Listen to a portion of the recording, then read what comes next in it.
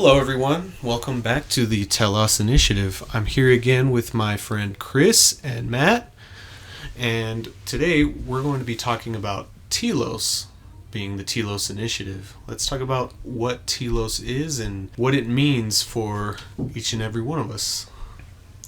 I guess first things first, let's start off with what the heck is Telos?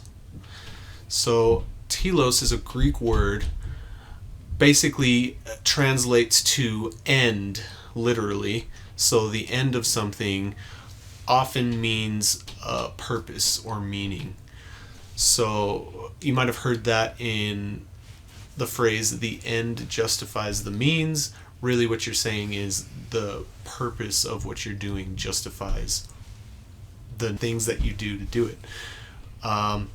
So the reason why we like to call ourselves Telos Initiative is because we do think that purpose and meaning is the root of a lot of these philosophical discussions, and really a pursuit of meaning and purpose can define how you behave and act in life.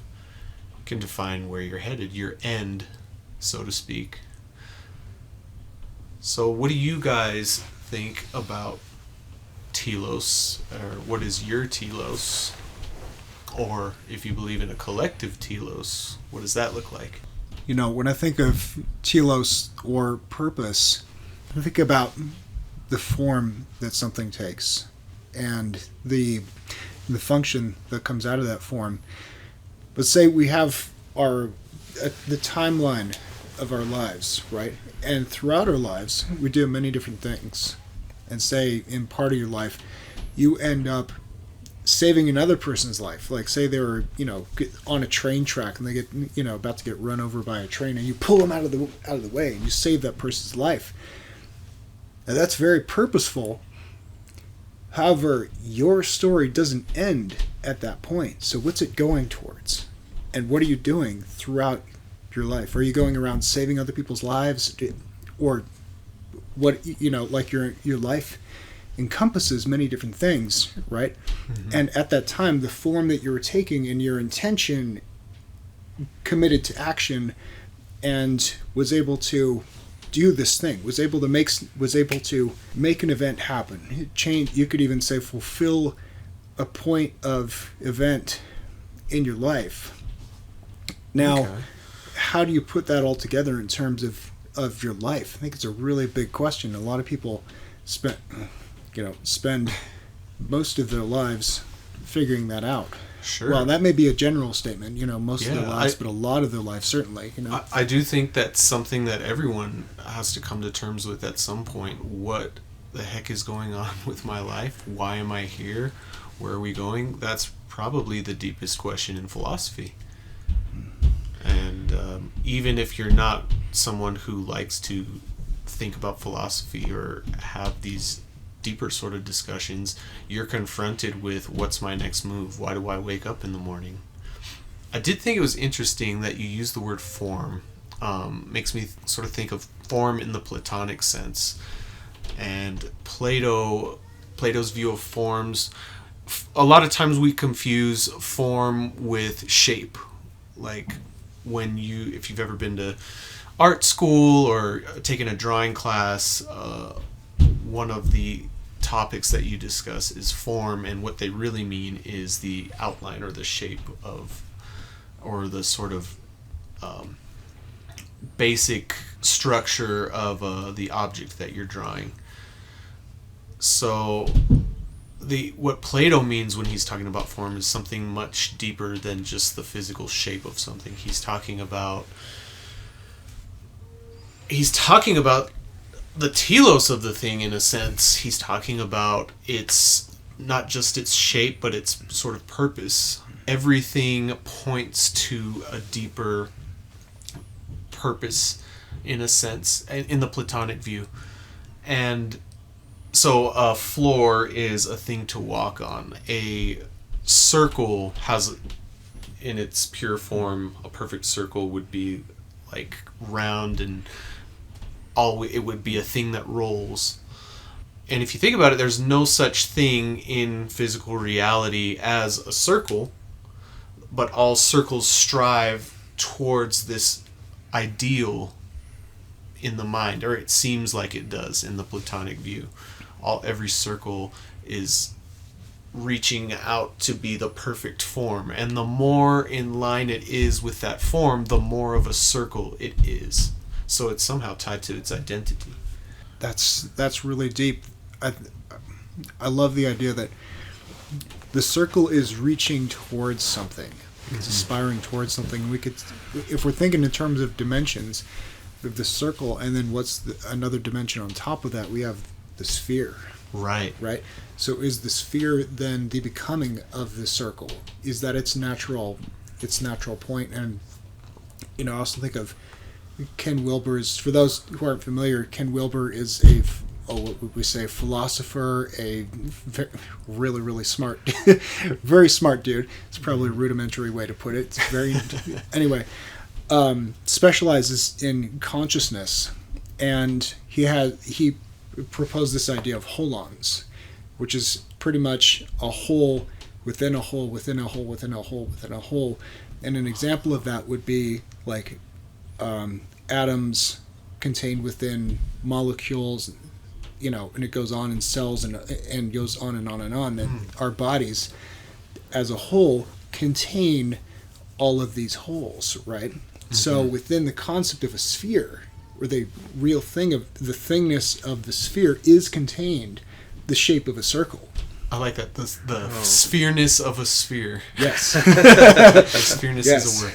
Yes. So can we take that same form okay, let's take another example of what's it called? A tesseract, right? So a four-dimensional object, and the way I understand a tesseract is or at least a good way to think about it, is that you have a cube, then you have the expansion of that outside, these poles that go outward that are also a cube. And so it's like the cube itself, what we know as a cube, is actually a shadow of that four-dimensional shape, right? And so I think it's a good way to think about in terms of movement. Like, say you have a three-dimensional object, it by itself is not what makes it move, but there has to be a way that it can move, right? It has to be able to move throughout space if it can move, right? So then thinking in terms of what's the natural extension of those dimensions, of those dimensional patterns. Is it the same thing except expanded, the evolved version of itself? Okay. For sure. I want to expand on the idea of the suchness of something, the spoonness of a spoon, the sphereness of a sphere. I think that has deeper implications on how we perceive identity. If you notice, a lot of these things relate to function. And so the form almost informs the function, and the function informs the form, or I should say the physical structure. So what makes a spoon a spoon? And you might say, well, the shape of it, I can identify a spoon by how it looks. That's the spoonness of the spoon. But it's not just how it looks, it's how it behaves. We understand a spoon because of it's a scooping object that can be held with one hand, let's say. And the more it does that, the more of a spoon it is. And because it only does that because of its shape, right? So if you smash a spoon with a sledgehammer and it ceases to function as a spoon, in a sense, the identity of that spoon doesn't exist anymore. The spoon dies, and the spoon decays and erodes over time. The spoon has lost its formulaic function. Okay, yeah. Right. Because it's a formula, right? A pattern across time that informs its identity. If you apply that same idea of function and structure informing something's identity, you don't have to just apply it to inanimate objects. As people, we have functions and we have purposes, and we also have forms, and our parts of our form sort of help inform the function. And so if you look at and this goes back to Plato. This is part of why they discuss forms, right?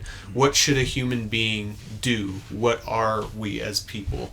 And thinking that humans, what separates us from animals is our rational capacity. It follows the idea that maybe we are meant to be more rational animals that can override our instincts.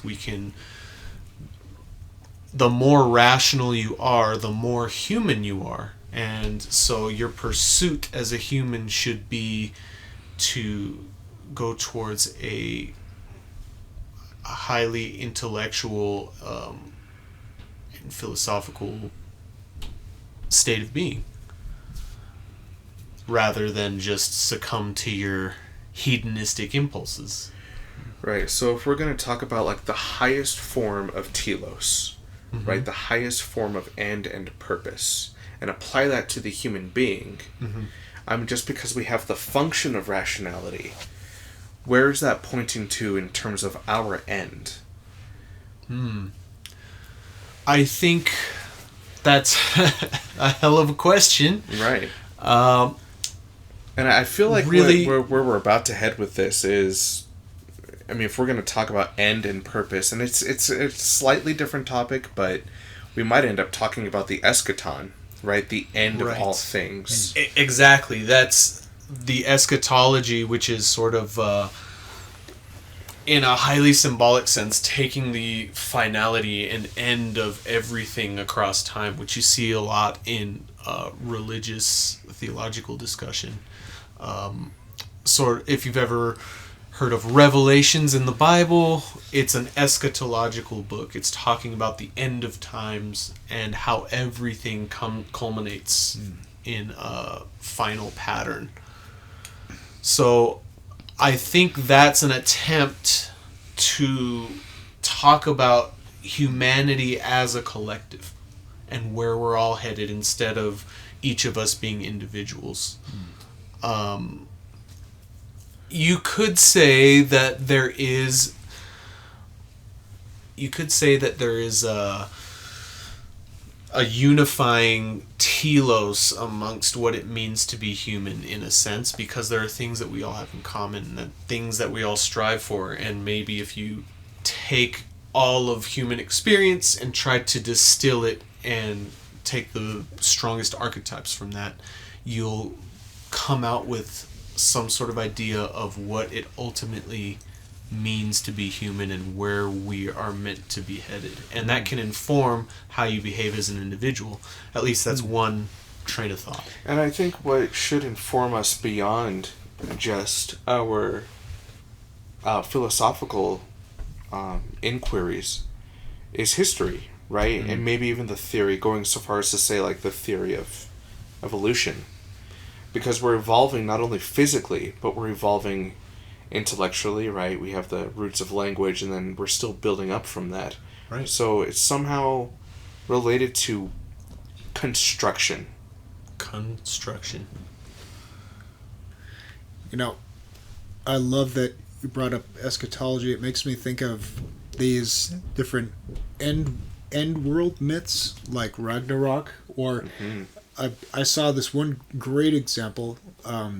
There's this meme talking about apocalypse. What apocalypse actually, like, meaning a rebirth, right? So again, this pattern of, something breaking down, but then coming, something new coming out of it was that original, the real, you could say the real meaning, And so whenever I find it so interesting how the way that we understand the word apocalypse, well, the ways that we understand words in general, but it may come out of a fear of the ultimate change and the ultimate letting go in order for something new to take its place. We could even say that that endpoint is a purpose, right?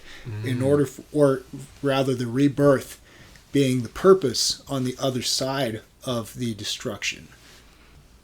Wow.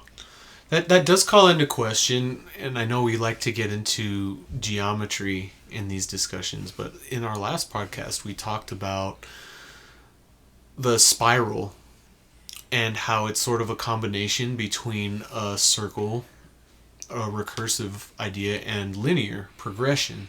So a spiral, in some forms, in some ways it comes back to the same place, and in some ways it's a little bit higher, or a little bit, there's a change there.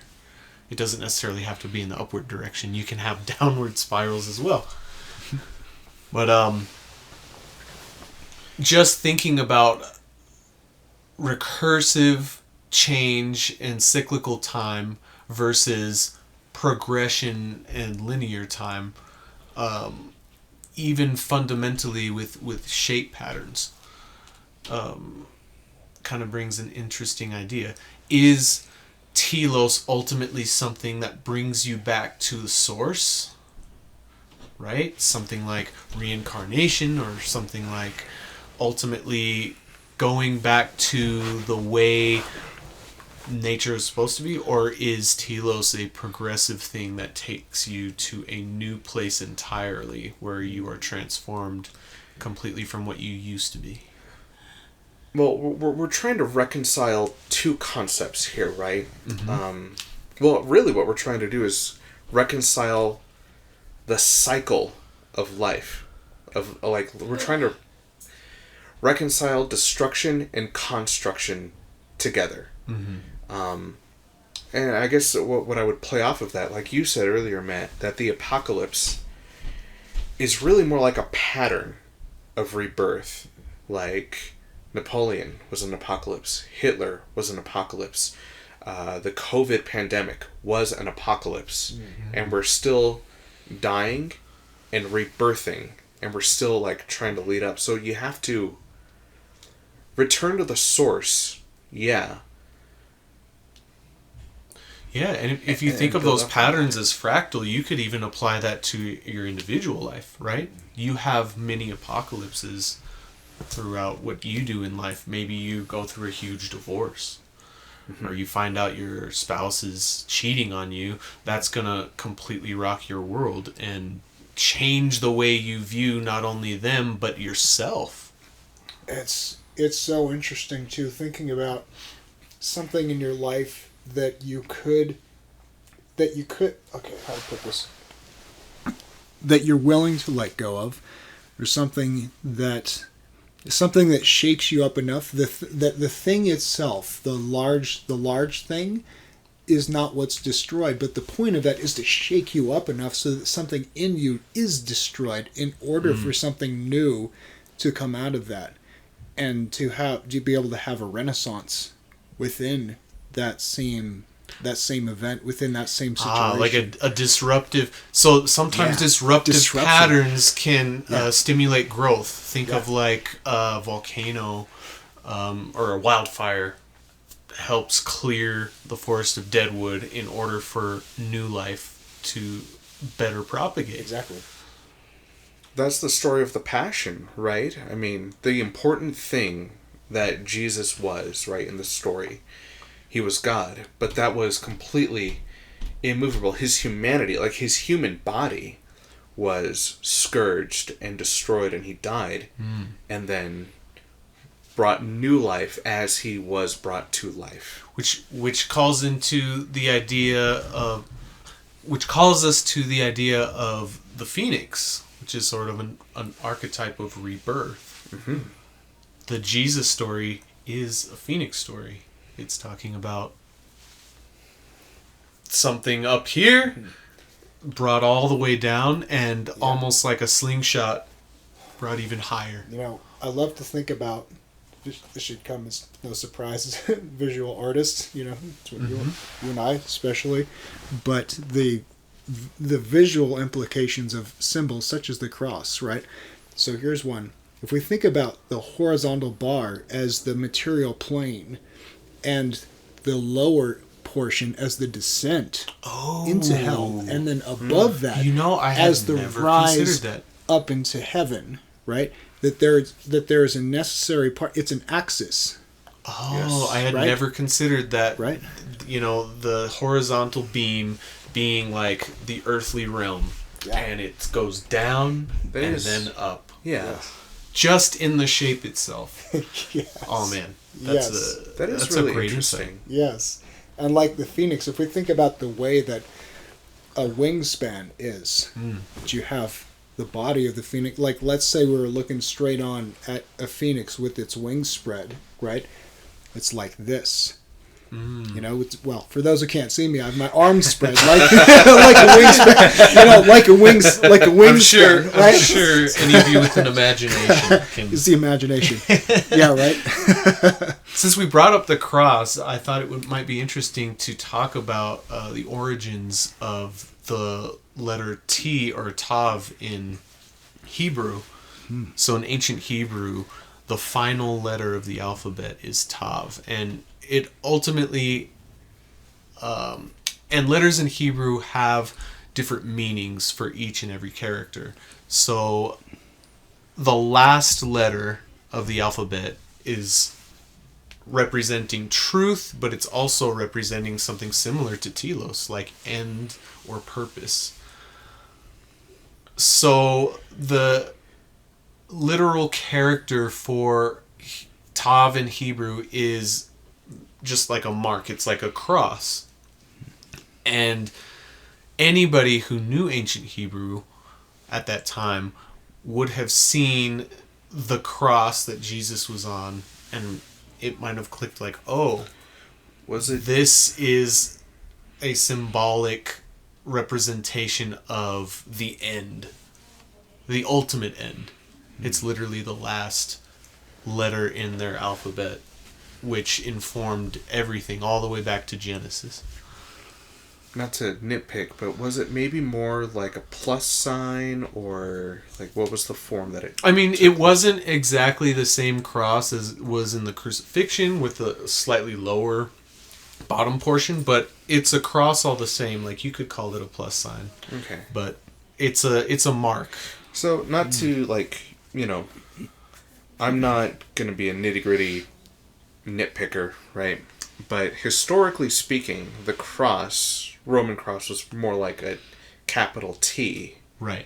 But obviously, maybe there was a little space there because they hung a sign. Well, yeah, I think top. that's the idea was that the cross that Christ was crucified on was unique and made a little different. Like, maybe they crucified people with extremely egregious crimes on a different form of cross, or maybe royalty was crucified on there, and because they were mocking Christ and calling him King of the Jews, that they used that cross just to nail in the mockery. Sure.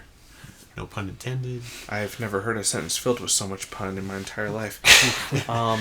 But I mean, not that little details like that necessarily matter. and I mean, maybe I'm pushing it a little. Like, maybe nobody really looked at the cross and was like, "Hey, it's the letter T in Hebrew. That's a Tav." Yeah. Like, maybe that's pushing it a little bit. But I do know that a lot of times in Hebrew, when they're talking about the beginning and the end, they'll say the Aleph and the Tav, but that's also their word for alphabet. Aleph Tav means the alphabet or the word. Yeah, and Chris, you sent something on this last night, actually, and I found it was very interesting. And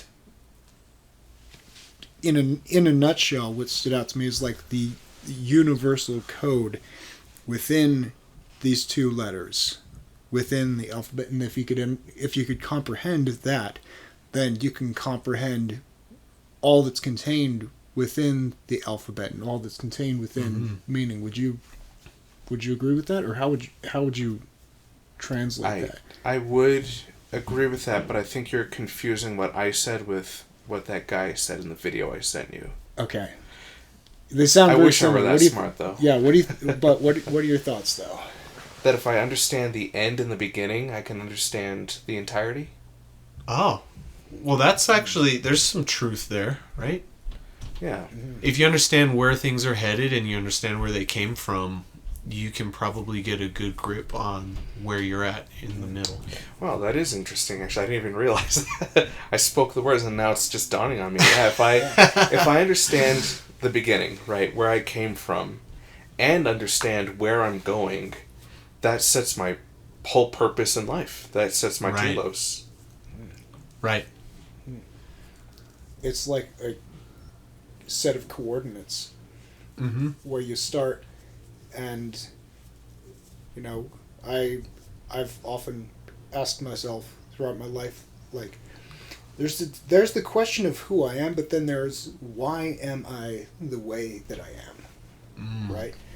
So I think who am I? Like, who am I when when I'm born? Like, say from the point of conception, you are you. Mm-hmm. Like, you have your DNA, you have your code baked into you, Right. but that's not how you remain, Right. so you're shifting throughout your life, and you could even say unfolding throughout your life, right? Mm-hmm. And that end point could be that why am I the way that I am, and then there's how am I the way that I am, which precedes the who am I, right? Right. And it also sort of alludes to the whole idea of free will, which I think obviously free will is a whole topic in and of itself that we'll probably save for another discussion. Mm-hmm. But just to at least touch on the subject, there is, in whatever sense you believe, even if you're a hard determinist, there is some sense of choice, at least locally, that you can kind of aim and direct where your personal purpose and stuff is going. I know, of course, if you're a hard determinist, you're probably like, well, ultimately it's guided by things that came before me, my instincts, my biological predispositions, and things like that. But when it really comes down to it, you're still preoccupied with making a choice no matter what. You can't escape it. You have no choice but to choose. So, because I know that we're going to talk about free will sooner or later, I went to Barnes & Noble and picked up Sam Harris's book entitled Free Will. And I spoke to the cashier woman there, and she said, "Oh, I love this book. Read it, come back, let me know what you think of it." So we talked for a little bit. And I told her, I've seen Sam Harris say that it's not only that free will is an illusion, but the illusion is even an illusion. Like, he's hard determinist, I think. Yeah. But as it relates to purpose, I think, and I told the cashier woman this, I fall back on John Vervaeke when he says it's not that we necessarily have choices to make and we make them. I believe that, personally. But it's that we have the power to at least set up the potential around us. And potential doesn't make things happen, but it makes things possible. Okay. I think John Vervaeke is a compatibilist, so he somewhat tries to reconcile determinism and biological predisposition with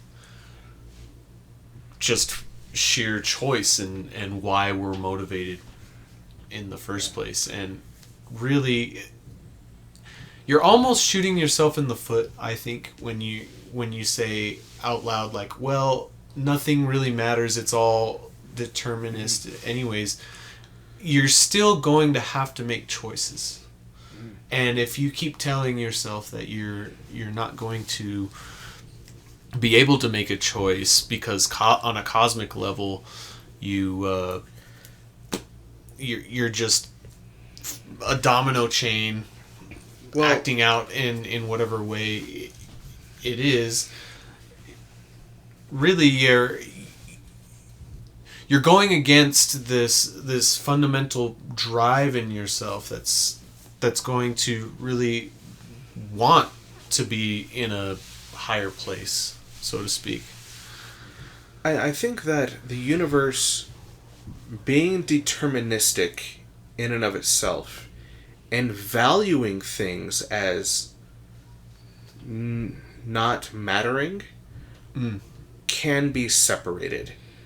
I think it's easy, if you think in a deterministic fashion, to presume thereby that nothing matters and to, revert back into nihilism. But I think you can also be deterministic and say, well, these things matter to me. Maybe these things matter to society. It just... I also think that our values, right, spring forth from a no-thingness that isn't physical. But yeah. And again, not to go into a whole thing, because we want to save some juice. Don't worry, we'll do a really good deep dive into free will. I'm sure we will. I don't think we'll ever run out of juice. But thinking of the implications of believing that you have free will versus if you don't. Say, if you're going through the world and you say, like, oh, I don't have free will, all of these things are biological processes, this has already been determined, I'm going to go through life and this is going to happen to me, and I also think of karma, like story patterns, which I think is a much better way to understand the story patterns that happen to you. What if it is that your belief that you have free will actually creates it, and that actually creates a different pathway for you? Because if you have a deep conviction that you have free will, and you're like, no, I'm not going to, I'm not just following what's been set out for me. I'm not just following, the modes, what everyone else is doing. Like, I am a person. I have agency and sovereignty, and you know it, right?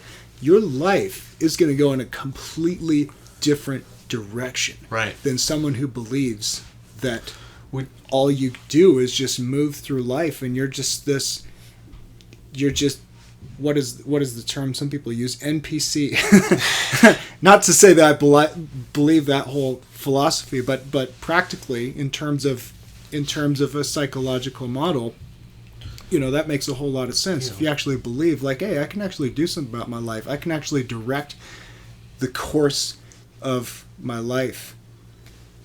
Yeah, I do struggle with the idea of determinism, just because I think it's just way too complicated for us to really come to that conclusion yet. Think about, there's so many things that can influence a decision, on so many levels. And some things that might influence one person might not influence another person the exact same way. And yes, there are parts of your biology that heavily influence how you behave. Yes, there are events in your life that are going to knock you in a certain direction. But even, like you said, even thinking that you have free will versus thinking that you don't might change the way you behave. So there's not really any straightforward, simple experiment that's going to tell you, oh yeah, for sure, everything is influenced by this, because we're influenced on levels and levels and levels. You could say, hey, we're influenced on a cellular level by, maybe little neurons interacting somehow could create one outcome or another based on the butterfly effect. But you're also influenced by just random events that happen in your life. Hey, this one thing just happened right in front of me and it completely changed the course of my life. I met this one person, and next thing you know, I'm marrying them, and if I hadn't been in this place at this time, at this moment, it wouldn't have happened. Even just the fact that you are alive, the chance of that specific sperm meeting that specific egg at that time is insane. And just, if your father had just had a 1 minute more of stamina, maybe you'd be a completely different person. So our concept and understanding of the past, right, is like deterministic in nature, but our concept of the future may not be. And that's where telos comes in. It has everything to do with your aim, and like we were talking about before, knowing where you're coming from, but also where you're going can inform what you're doing now. So you don't just look at what's determining your actions in the present. You also have to look at what people are trying to do. And I think ultimately that's probably in some ways a better predictor of what's going to happen with human behavior. If you're trying to figure out, let's say you're someone who works in marketing and you want to figure out how people are going to purchase something, you're going to maybe look a little bit at what kind of where they came from. You know, is this person what kind of house did they grow up in, and where did they go shop, and all these little things that might determine where they're going to buy. But you also could look at their current choice pattern and where they're trying to where they're headed in life. Hey, this person's pregnant. This person's in the future is going to need to buy this sort of product. So I'm going to get ahead of the game and start marketing to this person at this phase of their pregnancy before they make the choice. There are algorithms doing that already, like on our computers, and showing us advertisements all the time for... Right, so choice has, like, even if you believe it's ultimately deterministic, it has such a heavy influence on what's going to happen in the future. Well, what if there are certain things that are determined, but the ways to arrive at those are fluctuating, or you have choice over them, right? Like, think about the story of Jonah, where he's like, God is like, you have to go, you are going there, you're going to the town, and he's like, no, I'm not, and he runs away. He's like, not like you're gonna go there, and he's like, the hell I will, right? And then what ends up happening? It ends up causing problems. He gets thrown overboard off the boat. All this stuff happens, and where does he end up? Right back to where he was supposed to go. You know, in the end. So, what is it? I don't know how many Doctor Who fans we got here, but I mean, I like it. I like it too. I just haven't seen every episode. I'm just. It's all good. There's it's all a lot good. to watch, anyway, man. I'm trying to. Yeah, it's only the longest running show on television. Anyways, but what he says sometimes, there are certain events he's like, I can't do anything about this. This is a fixed event. This has to happen, right? Oh. So no matter if it's like a ship sinking and saving a bunch of people, it's like that. That's why hands are tied. Like, you can't do anything. Yeah, maybe some things have to happen a certain way, and some things don't have to happen at all. And you're saying there's different hierarchy. Like the Spider-Verse movie, right? There are canon events that you cannot change, and that's just your destiny. See, now we're getting into time and Marty McFly and Tune in, Terminator. Ooh, if we think of this in terms of a wave or geometry, like if we took those fixed events as a point, and then we have multiple pathways, like a sinusoidal wave, right? Like there are multiple ways. There are multiple. Like if we lined up all those different possible events, and it's like it creates a curve through time and space, and it arrives at that next event. And maybe they all converge again somewhere, and the tiny waves, when you zoom out, make a bigger wave in and of itself. Yeah. Like a sphere made of spheres. A sphere made of spheres. Spheres on spheres, dudes. Good old callback to spheres. Yeah, buddy. Yeah, buddy. So earlier, we were talking a little bit about Plato and how maybe if you took all of these different individual purposes and functions of human beings and distilled them, you can come up with this ultimate purpose, an ultimate telos on a collective human level. Maybe, if you notice, a lot of major religions, a lot of major philosophies all seem to point in a very similar direction.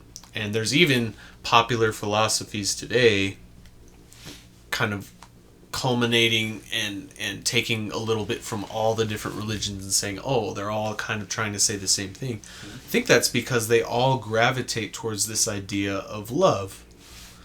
So I think maybe to wrap it up a little bit, we can talk about the notion of ultimate purpose being love, what that means, and coming together as a united people. I'm going to say my piece here right away, which is that I, as a Catholic, right, need to fall back on Thomas Aquinas. We need to find love as to will the good of another. Would you say that's the same thing as altruism? I think it expresses itself in altruism. I think that altruism is probably the closest philosophical path that a good Catholic can take. Okay. It's like the baseline. Altruism is like the baseline formula of Catholic morality. I would agree, but I would also say it gets muddy when you start looking at individual, what do you call them? Not roles, but vocations.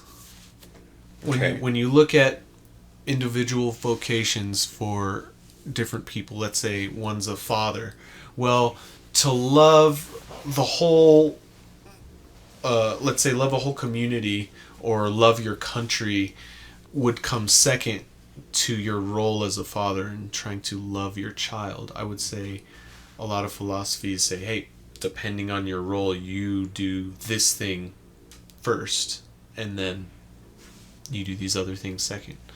Which kind of makes sense if you think of humanity as more complex than just one general telos sort of thing. If you think of it like a human body, there's lots of different parts of our body that have different functions, and they all work together ultimately to make this greater thing. But you zoom in, the eye is meant to see, and when the eye sees properly, it helps the rest of the body. The heart is meant to pump blood and beat. When the heart isn't functioning, a lot of the other parts of the body don't function properly. And so it's all tied together. If you look at the human race as not just this giant blob of one thing, but as this complex structure making a greater body than itself, we all have individual teloses, individual vocations, and we can all inform each other and work together, and not everyone is meant to do the same exact thing. Each of us has our own unique purpose. You know, makes me think of this amazing video I saw some time ago talking about loving others and loving yourself. Like, so you had these three glasses, right? Mm-hmm. And say you have this glass, which has a certain amount, and then this glass, which you're pouring into, which symbolizes you pouring your energy or pouring your love into another person. But then what happens to that glass is there's less in that. So the idea was that you have to know how to fuel yourself, how to source your love for yourself, or be able to fill your own cup, and then that enabling you to fill that other person's cup as well. Have you ever heard of the allegory of the spoons? The spoons, no. So there's this idea that all of these people are sitting around this big empty pit, and in the very center of the pit there's a tall column with some food in the center, and all of these people have very long spoons, and if they try to reach out their spoon and scoop some of the food, and it'll never come to their own mouth. What they have to do is scoop and feed someone else. And if they all work together with their spoons, they can all feed each other and prosper and be happy. But if even one of them doesn't want to feed another person and starts fighting and knocking spoons, then there's chaos and they all starve. Perhaps that's the idea of us thinking of ourselves as truly one organism, Yes. right? When we think of ourselves like we get our unique human bodies and we get our unique human experiences and psychologies, we all come from the same source too. We all come from the same We all come place. from the same source, and we're going towards the same eschatology. Yeah. There's a recurring theme in our speaking that we're unique, individual, and also unifying. Yes. Yes. All good. right. Beautifully put. Well, let's end on that note. Thank you all for listening. I hope you enjoyed our discussion on Telos, and please tune in next time. Thank you very much, Angelo. It's Yeah. been great. It's been Thank you. real.